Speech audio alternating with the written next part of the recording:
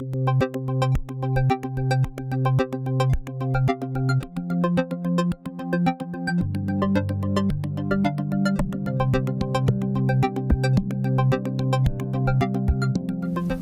and welcome. Glad you could all make it here for what promises to be a very interesting session. One of the reasons why it's going to be so interesting is that we use these breakout sessions to kind of invert what we've done on stage. There, as much as we try to make it interactive, it really is sort of stage to audience, and then we bring it in. Here we actually want to have a conversation and have you not ask questions, but to comment. You're all professionals who are in the thick of these sorts of issues, so you're as much a participant in this session as, in a sense, the three gentlemen on stage. I want to start off, I'm going to go immediately into questions in the next couple minutes, but I want to first talk to the panelists and sort of set the stage for the conversation we're going to have, and that is how to do what it is that is being done by some of the best companies. Already so far today we've heard what Amazon is doing. Amazon, of course, is making, its reports say 1/3 of its revenue comes from its recommendation systems and personalization software. Extraordinary amount. Netflix, of course, has a very similar story to tell about the degree to which the way that they can make recommendations based on using user feedback and data, it strikes us to the very core of their business. But a lot of other companies don't have that sort of expertise. And do you need to have, 6,000 PhDs in computer science to actually pull this off? How does a company get involved in it, and what do they need to know? So let me start with that before we then go immediately into questions so that you can actually ask questions of us or talk about your war stories that we can all learn from. Ralph, why don't you start? So the way I would love to, and we do think a lot about the whole topic of big data, is this is a business transformation. And what we mean by that is that this requires a technical platform, of course, but it also requires a lot of change in terms of organizational structure and operating model. It requires a change in terms of culture. It requires a change in terms of the way we interact with our customers to build trust, what we heard this morning a lot. And I think it also requires a good view of the ecosystem that also sits here on the panel. How can we actually involve and integrate the broader ecosystem into our big data world? So I feel fairly strongly that this is not a technical question, but it's a business transformation question. And the competitive advantage out of this topic over time, I don't think will come from any technical platform, but will come from things like, have we built the trust with our customers that they trust us what we're going to do with data? And also the insights that we can develop from a business perspective. Cassidy, we'll go right to you. Yeah, so I'll expand to that. In our industry, what we see, what I would consider the more progressive companies doing is actually starting organizations around big data. I know that was one of the questions and topics that came up earlier today. In addition, from a starting point where we see them actually starting is where they're actually using data today to drive business decisions, and maybe those decisions are kind of falling apart based on changes in their market. And so, while it's very good to find those corner cases that make the paper, we see a lot of the folks in our industry, at least the ones that are leading, really looking at how do I improve my business that I'm operating today and make it better using techniques around big data. Anthony. So the pattern that we see that works best among companies that aren't Netflix and Amazon that want to do big data well, or the pattern we've seen to be most successful is kind of a two-step approach. So the first thing a company does is literally sprinkle data scientists around different parts of their organization, which might, I don't know if it maybe slightly conflicts with something Cassidy said, or maybe not. But you have a data scientist in every single business unit, not finding new opportunities, but doing what the company already does, but better. So the marketing department's focused on customer acquisition and customer retention, so they can build algorithms that help them zero in on what are the characteristics of customers that are going to be high lifetime value, or what are the characteristics of customers that are about to churn, and what kind of remedial action can we take? You're the HR department. What are the characteristics of, do analysis. What are the characteristics of employees that tend to be successful? What are the characteristics of employees that need training in a certain area? So step one is for a company to do what they're already doing, but using data science. And then, what you start to see happen is data science becomes part of the fabric of what your company does. You'll start to see that your employees start to think of data as having answers to questions, and it's then that you start to see new opportunities open up. One company I can think of off the top of my head as a really good example of this is American Express. So American Express, very capable analytic organization. They've been doing risk modeling and fraud modeling and all sorts of stuff for the longest time. They're aware of the fact that they have an incredibly rich vein to mine in terms of what people are purchasing and from who. And so now they're looking at ways that they can do analytics to help them send deals to not just process transactions, but actually drive transactions, make recommendations to customers as to what they might want to buy, suggest deals to customers. So just to summarize, step one, companies do what they're already doing by sprinkling data scientists throughout their organization with the help of data science, and that will open up new opportunities to leverage data and new models for doing that. This is new, and we know that there is a skill shortage. How easy is it to develop this internally? So, you need. I think, as Anthony said, you need to have some expertise in-house that you have got something to start with, and that expertise has to be very good and very extraordinarily well placed in the organization. But I think, as with any other kind of new wave of capability, you need to look at the ecosystem and work out what your longer-term model is. And I strongly believe that if you take what P&G did with their approach to innovation, they created something like what they call connect and develop, which is they've got a very strong internal innovation function, but they also connect and develop with the wider ecosystem, which might be individual people, that might be universities, that might be other corporations, that might be even competitors. And I think in order to drive or create the value that it sits in the big data topic, you need to do the same here. I would be very worried if I see that somebody on their own build the whole capability and range of capability in-house without looking at the broader ecosystem and places like Anthony and others. Cassie, what do you see with companies in terms of how they're dipping their toe into this? I think the important thing to make sure that you have critical mass on is the domain level expertise. So I think because the market is so new, it's pretty easy to be able to lean on technology vendors to help you build the infrastructure. It may be easy to lean on folks like Anthony's company to help with data scientists, people that have no math and stats. But what you're not going to find out there very often is people who know your business better than you. And so it's very important that that's where you focus at least. If you're going to internalize something, start there. Then you can add scientists, you can add technologists over time. But the thing that you're not going to get in critical mass externally is people who know your business.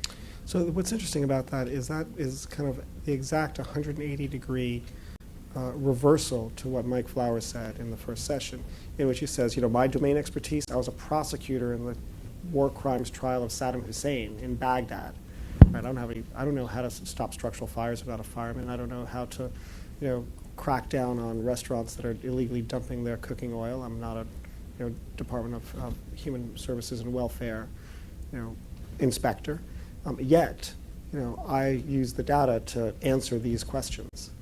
It's interesting. Why don't we right now go into the audience and see what they have to say? So, yeah, go for it. So I'm Frodo Odegaard. I run the Lean Systems Institute. And so my immediate observation is this is not new at all. The part that is new is that we have IT technology that allows us to get more data faster, and we can distribute it to more people, and we can visualize it in much nicer ways. But the whole idea of building an organization that's reflective and analytical and tries to improve itself, people in Six Sigma and Lean have been doing this for decades. And so when we talk about this big data as an organizational transformation, I think that's really spot on. Another thing that was mentioned was the cultural aspect of this, because you really have to have a culture where people feel comfortable, bringing up uncomfortable both questions as well as reporting what the answers are. And finally, the skill issue I think is very interesting, because the real question becomes: is it easier to get your people up to speed on analytical skills and math, or is it easier to get someone who's got good analytical skills and teach them your business? So what is the educational distance? And that vector is not the same length going both directions. I'm Alan Barrison, CTO of Drilling Info. Is there a component of educating senior management in statistics and math, because they're not used to thinking that way? Yeah, I know they tend to read tea leaves. Exactly. Who else has something to add to it? I mean, from your own organizations, from what you've tried to do, successes and failures. Come on, public failures. Here you go. Steve Heck, CTO, Getty Images. So I'm curious. We're just starting to dip our toes into this. It's very much been driven from a technology perspective, and we've seen some very specific business problems. We went out and used some big data techniques to solve that particular issue, but we're having a hard time getting uptake from the business and desire from the business side. And what I want to know is there's the role of the data scientist that gets bandied about all the time, but then there's this domain expert role that doesn't really seem to have a name or a crystallized definition around it. So, do you guys have any thoughts around that? And how are they the same role? Are they different people? How do you balance this domain expertise with the deep analytics? And are they two different people, two different roles? Great. Who would like to start off in sort of addressing some of the comments and sort of giving some feedback before we go into another round of the dialogue? No, you go ahead. I wouldn't mind talking about the role of domain expertise versus data scientists. Are they the same person? Are they different? A pattern of success that we see is you pair two people up together, somebody who knows the business context, who can ask the right question. And once you get to the point where you've asked the right question, you toss raw data over the fence to the data scientist, who then goes and tries to answer that question from data. So the domain expert's role is to ask the right question. The data scientist's role is to take raw data and basically pull out the answer to that question. And so in that setting, the data scientist doesn't need to be somebody who really understands the business context, but they do need access to the person who asked the question. And just to go dive a little bit deeper on this, my company is most well known for running data mining competitions. It's actually a relatively small part of what we do, but the thing that we see all the time is this pattern in action. So Merck will come to us saying, we want to know what chemical compounds are most likely to make an effective drug, and here is the raw data that we think has the answer. They toss that over the fence, and then you'll have a guy who's got a background in insurance come up with an answer to that question. So once the question's been posed tightly enough, a data scientist will give you back, any skilled data scientist will give you back a good answer. That's been our experience. Yeah, I'll add to that. For our industry, we do the same thing. So in our company, we build solutions for our customers, and we take domain expertise and pair it with a generic data scientist. We happen to have both in our company, which is fortunate for us. And then in addition to that, we have software development on top of that. But as we move more and more into big data, you could see in some solutions we offer, half the resources that are investing time into this are either domain experts or data scientists, and the other half is software development. So just to give you a level of context. Ralph, do you have anything to add to this? Yeah, so maybe there are clearly a lot of different aspects. So maybe just picking a few by maybe giving you 3 client examples to make it a little more real. So there was something around how do you make things happen? How does this transformation really happen? And I think somebody mentioned like what Kim, for example, said about Intel. We're working with another electronics global conglomerate where the CEO says we need to transform, and this transformation got three strands. One of them is data. and we want to become a data-enabled company. And that means that they're trying to get better management information, which is, to your point about ERP, I want this, but I don't want it. It is not about big data, it is about faster data. I want real-time information that creates value for me. I want that. It's not a new problem, it's no problem, but it's part of when you create value from data. The second thing that he says is, look, I want to explore with the new technology we've got and really drive insight for our customers and for ourselves in order to drive a better business. And thirdly, given all the data we've got, we can make a business out of that in itself. So that is a very transformational effort, and they need to really change the way they work, the way they operate. They need to change their culture. That is driven from the top, and that makes it easier than you have to go via, let's do some experiments and try to actually make the case for it. But that is clearly also what a lot of people do. Then there was a comment around, well, this is all not new. Lean Six Sigma, can we not achieve many of those things? To some extent, yes, but I had a meeting with a very successful company who wanted to talk about big data. What does it mean for us? And it's a company who builds elevators and lifts. And when they talked to us about, well, what they want to do, it was all about, well, we can't get our management information quick enough. Can we not do that much quicker now with SAP HANA? And that's big data. So what's missing in many companies is the thinking about, well, so in my business, what data do I actually have, or what data could I collect? So the very simple thing is, well, not only can you get better management information, but with all the information that you pick up when people go into the lift, when people go on the escalators, you can actually predict when there's a maintenance case happening. So you can actually predict when you have to send an engineer with what type of material, what type of products to the elevator in shopping mall X. But then if you push it even further and say, well, all these modern lifts and escalators have got sensor. So what information can you pick up with these sensors that would be relevant for the retailers in the shopping mall in terms of footfall, etc.? The companies who are driving and developing lifts for the last 30 years, they don't think about those business opportunities in many cases. So that's, I think, was different, where I think it would be a very long, big stretch from my perspective to get there with the Lean Six Sigma approach.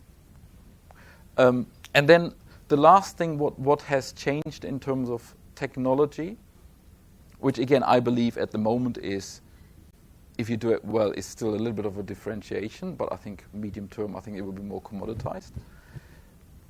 One of my clients is a large insurance company, and they tried 7 or 8 years ago to actually create a telematics type motor insurance business, i.e., you've got the box in the car, they collect all the information, you price by drive, and they had to, and they started with 5,000 customers as a pilot. They had to stop after 8 months because they couldn't manage the volume of the data.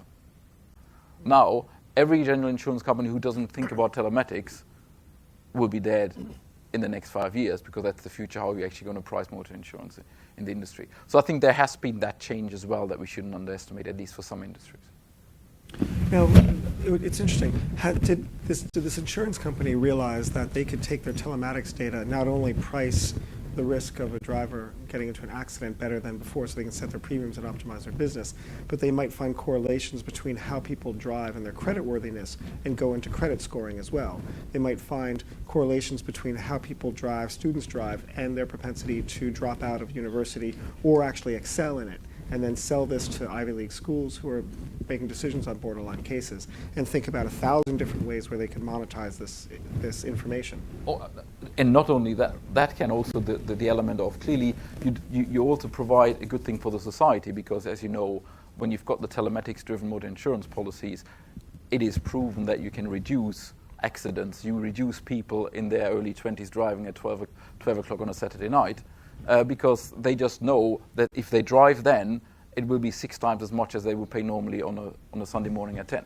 So I think there is all that element. Well, there's what I'm pointing to, however, is sort of a new culture and a new business acumen of the data and how important it is and what it can do. In the case of the insurance companies, what they're doing is essentially a linear approach to technology, saying this is what we've done today, this is what we've always done, this is our business. They've said, we need to optimize it, we need to improve it, so we're going to add technology in it, and we're going to put telematics into the vehicle. We're going to do the exact same business, but a little bit better because we now have this visibility into it. And so they've optimized the way they price risk. They're a smarter insurance company, no problem. What I'm now saying is that why wouldn't they create an ancillary business unit, a subsidiary that says, okay, I'm going to try to make a $15 million business in 3 years, taking this data that is all about how people drive their cars and learn something new with it. I'm going to license it to the Department of Transportation so that they can do things better. I'm going to license it to sat-nav systems. I'm going to license it to The Economist because I find that where people drive and when they drive is a leading economic indicator for growth or a decline in municipal economies. And not only looking at it from an insurance company only perspective, we helped an insurance and a telco company to create a joint venture where they're bringing both of their data sets together to create new propositions that nobody else can create. What kind of companies you said? Sorry? What are the two industries? Insurance and telco. An insurance and a telco partnered to create a joint venture to bring in their data to do something new. What are they doing with it?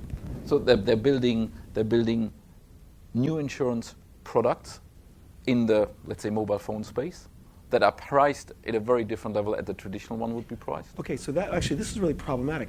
They're taking their data and all they're doing with it is, so if you lose your mobile phone, I mean, they're just doing the same business but with more information? Yes. Doesn't that sound preposterous to you? No, it does. It does. But it's a big step forward for an insurance company who exists for 400 years, who is basically selling insurance company in a very traditional way, via a intermediary to customer A.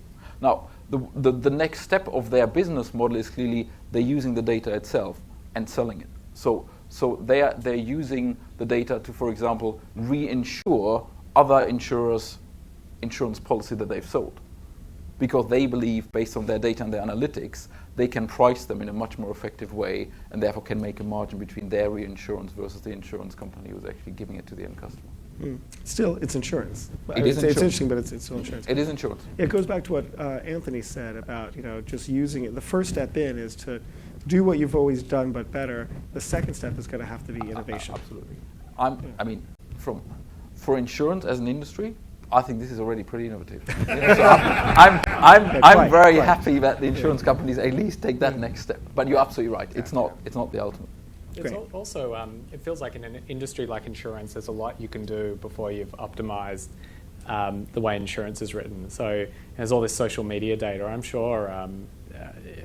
sure there's stuff on my Facebook profile that tells people whether I'm a safe driver or a risky driver. Perhaps I was bragging about the fact that I lost my license last month. That should tell Progressive not to insure me. It feels like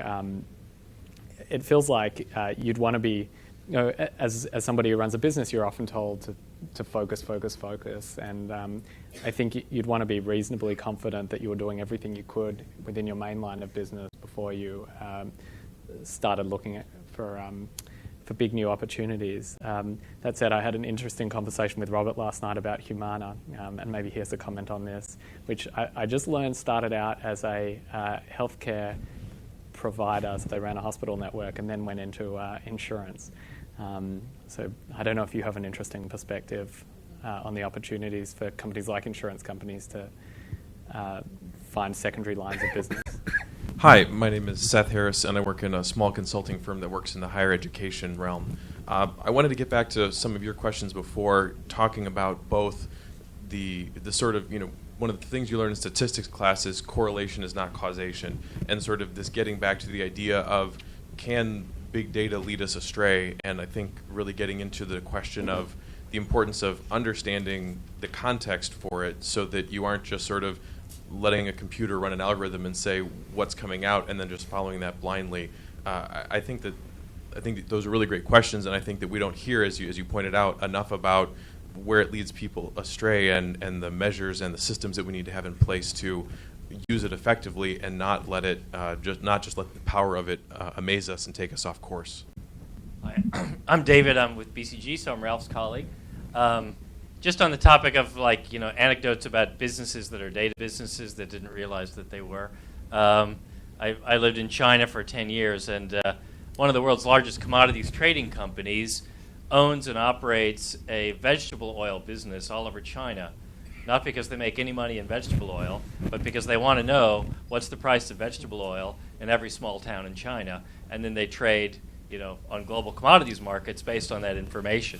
And that's always been their core business. But another great example of a company that's become a data business without realizing it is Yum Brands, Kentucky Fried Chicken. So Yum Brands operates 6,000 stores in China in more than 1,000 cities. And so they know the price of every commodity, and they know in real time what the consumer in more than 1,000 cities in China is doing. You know, I bet you that Yum Brands could make a lot more money trading off of that information than actually selling fast food to consumers in China.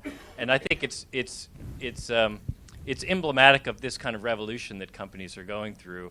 And so big data is happening at the same time that other transformations are happening. So when our friend from Adobe talked this morning, they're going from selling shrink-wrap software where they know nothing about the customer. They just sell shrink-wrap software into distribution.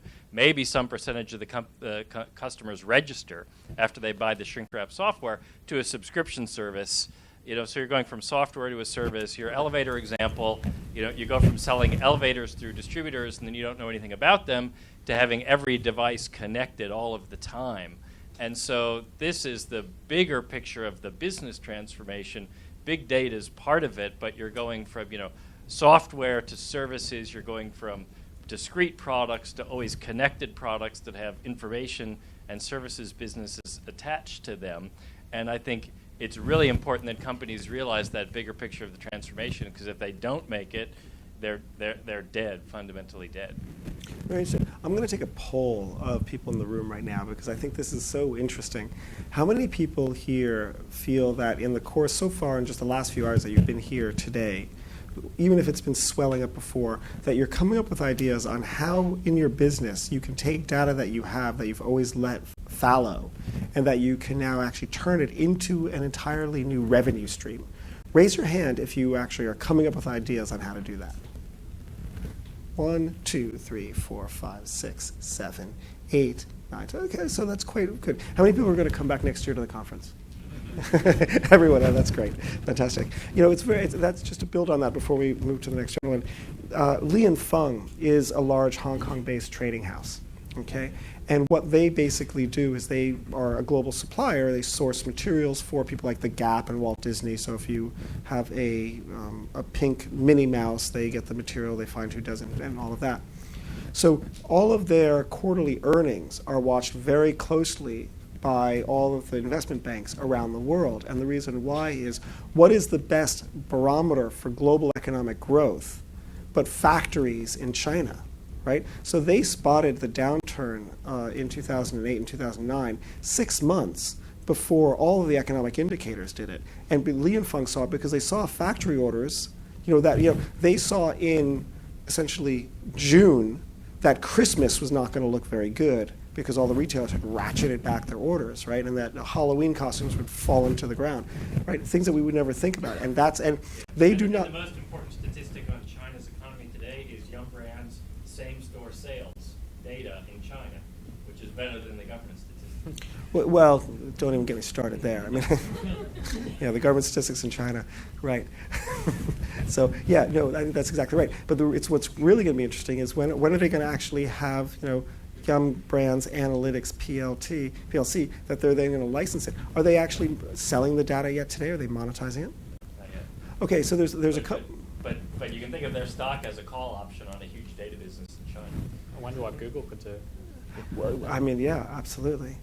There's a company called Inrix, and what it does in Seattle is it takes data from the sat-nav systems and it predicts. It doesn't just tell you how to get somewhere, but it predicts how long it's going to take to get somewhere by the entering weather data and all this other stuff. What they're able to find is that real correlation that rush hour traffic in municipalities was a leading economic indicator for the growth, the economic growth in the place. What they also did is they saw that they can collect lots of data from the vehicle. So one of the pieces of data they can collect is the triggering of the automatic braking system, the ABS system. Okay. So they've actually run models, and what they do now for a certain car maker is they can see if on a certain stretch of road there's a lot of triggering of the ABSs versus on another stretch where there isn't. And so not only do they tell you the quickest way to get somewhere, they can also tell you the safest route as well, right? Just by reconceiving how they use data and what this means. Interesting. There's a gentleman, there. Sorry. Yeah, apologies. So not to throw a wet blanket on all of this, but you will. no. But when I sit in these conversations, we start moving to all of the wonderful, productive, value-creating uses, some social, some commercial, of all of this data. We spend almost no time talking about what it's going to take to be allowed to use this data in any of those uses. And so if we walk through the scraping of information to figure out how to capitate auto stuff, or the way in which, as multiple times in this conversation, and have they thought about selling this data? It's absolutely transparently unclear whether or not those markets will be allowed to be created. And by the way, if you happen to live in Europe, as some of you folks who work at The Economist do, the likelihood is more towards less than more. And I would suggest that there's actually a similar rich percentage of airtime that needs to be put to what are the actions, not the political lobbying, but what are the actions that companies need to take to ensure that they actually have the rights to use this information. Because it's easy to see the opportunities, but it's also but it's also easy to see the barriers, and not from a evil Empire Strikes Back. It's way in which the privacy issue is often positioned, but really from a social values perspective. I mean, can maybe just build on that. I mean, yeah. So when I talked about one of these business transformation, this engaging with the customer, building the trust with the customer, that has to be there almost from day one, or has to be there one of the early stages before you think about all the wonderful ideas. Because I think not only are we talking about what you do in the future, but you will use existing customer and the relationship and contracts that you have with them in order to actually get to the insight and the value. So I think it is an important element to what John said is absolutely critical, that you need to realize data business is a trust business, and if we ignore that, I think you will be hurt very badly in the long run. And we've got, as John said, we've got examples in Europe in particular, where a same business model that one of the telco operators rolled out was actually okay in one country. In another country, it was absolutely killed within days. Absolutely killed within days. What kind of business was it? Telefonica. Oh, but what was the data that was killed? That was the. So Germany. Or was that the answer? What was the data per se that was so offensive? Oh, it was user behavioral patterns of mobile phone users that was used to actually being provided to third parties. Yeah. But for what outcome? To sell and to provide the data, to sell the data to other parties, interested parties. So we've done a lot of work around privacy and identity, and it was brought up earlier today that to be serious in some cases around using data, you have to think about the change in your business model. So for example, take telecom. We spend a lot of money on our telecom service. So from a standpoint of privacy and identity, I have most users have a real problem with taking that data and turning around and selling it to somebody else, right? And then eventually that comes full circle. Whether you think so or not, you cannot, there's just the economic drivers of how that data is going to be used, it will get abused, right? So what we also find, though, is those companies, though, that you don't pay anything out of your pocket. So think about some of the web companies. We're a little bit more liberal about how they use the data. But it all comes back to how are you using the data to make the service for me better? Most people have an issue with how you're going to use that data to sell it to others. And so I think when you think about the business model in our industry where a consumer is paying a lot of money, you really got to rethink that business model about how you want to move forward and use data, because it is very unclear. Actually, it is very clear in most countries. You cannot do much with that data, as from our industry perspective. So the use cases about selling it and doing this and this, we can get into many of those examples. They're just not possible today. Let me do another poll. So there's actually a debate here that we're not having, and I think I'll just put it on the table. Maybe we'll talk about it, maybe we won't, because I know there's another person who has a comment. But the debate we're not having is who owns this data. So in the case of the telecom carrier, is it the subscriber or is it the carrier who collected it? In the case of Google, can they just reuse the data? If you got a search result for free, but you didn't realize they were going to keep on using the data. It's your data after all. If you belong to a healthcare provider like Kaiser Permanente and you've got a lot of your medical data and they have some incredible finding in genomics and they patent it and they're making $1 billion from it, and it's because you're one of 10,000 people, should you be able to have a 10% reduction in your healthcare bill? Right? Because it was your data that was put into this mix with which this innovation and intellectual property emerged. So who owns the data? So here's the poll.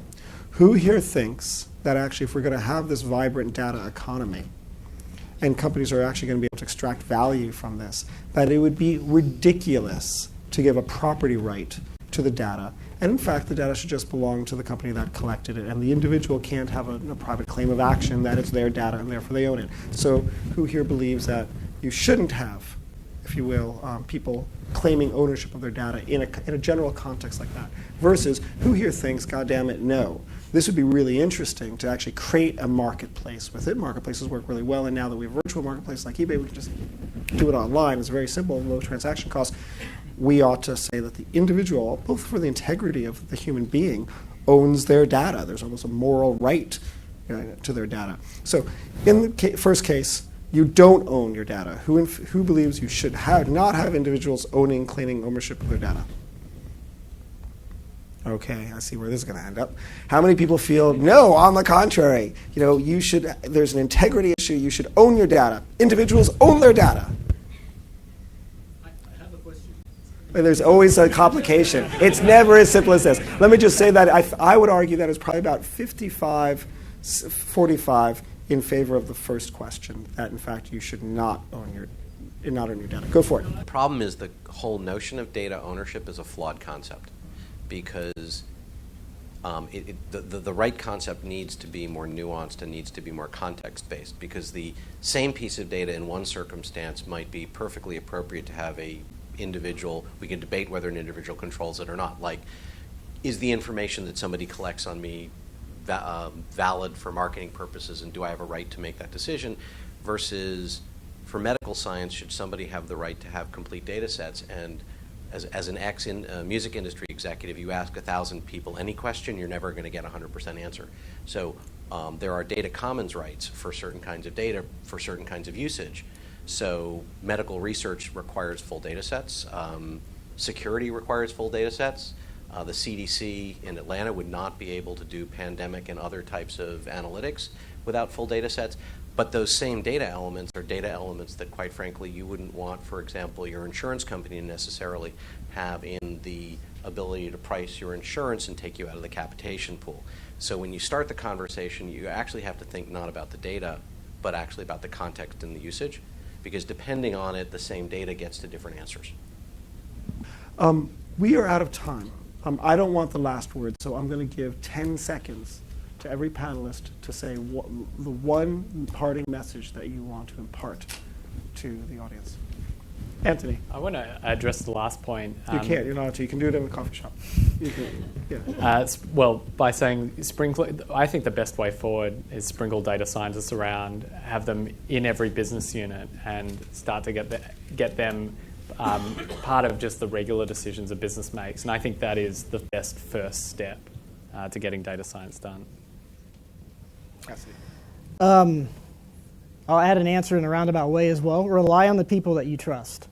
There's certain people that have gotten you in your company where you are in business today. Go back to them and rely on them to help you make the next step. Ralph. Of course, I've got an answer as well, as you would expect. Treat it like any other transformation. You've got a roadmap, you've got senior buy-in, you have to think how to push things through. Similar way. Join me in thanking the panelists and thanking yourselves.